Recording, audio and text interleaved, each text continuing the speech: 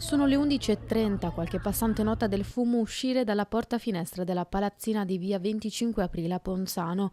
Il tempo di chiamare i vigili del fuoco, poi il boato. Dalla cucina ho sentito un gran botto, mi sono affacciata alla finestra, ho visto il fumo, sono venuta giù col telefonino per chiamare i vigili del fuoco, ma un mio vicino aveva già chiamati. E dopo tutte le persone scappare dall'appartamento e dopo sempre più fuoco. Spaventosa, perché ho pensato anche a delle persone purtroppo disabili, persone anziane che avevano bisogno di venire fuori al più presto.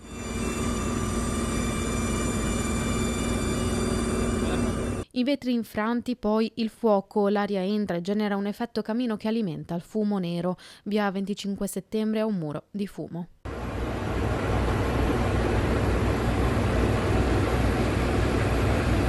Tempestivo l'arrivo dei vigili del fuoco da Treviso e Montebelluna. Eravamo in terrazza e sono arrivati i vigili del fuoco, hanno preso il cagnolino come primo, poi mia figlia è scesa e poi io. C'erano le fiamme, signora?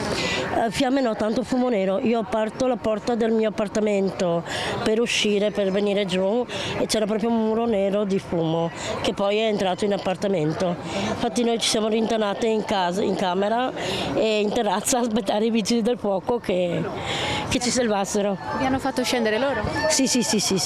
Hanno montato la scala e mentre c'era la pompa che andava, la canna dell'acqua che andava, noi scendevamo dalle scale. Sono stati degli angeli. Grazie. Non posso dire altro. Con la signora, il primo ad essere soccorso, insieme alla figlia adolescente, anche Johnny, il loro cane, e così anche gli altri 2 gatti presenti nello stabile.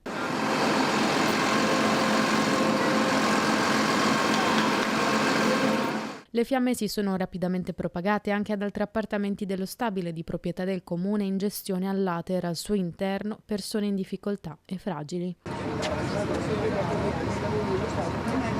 Nessun ferito grave, 2 anziani hanno avuto un malore e 5 persone rimaste lievemente intossicate. Tutti sono stati affidati alle cure del SUEM 118. 12 appartamenti, una quarantina di persone ospitate, 3 persone fragili, ospiti, anziani. Il fumo ha invaso in maniera importante tutti gli alloggi, non si vedeva nemmeno le persone sulle terrazze e sono state portate giù, quindi tutte le persone sono state tratte in salvo e ultimamente, come avete visto, anche i cani e i gatti sono stati soccorsi.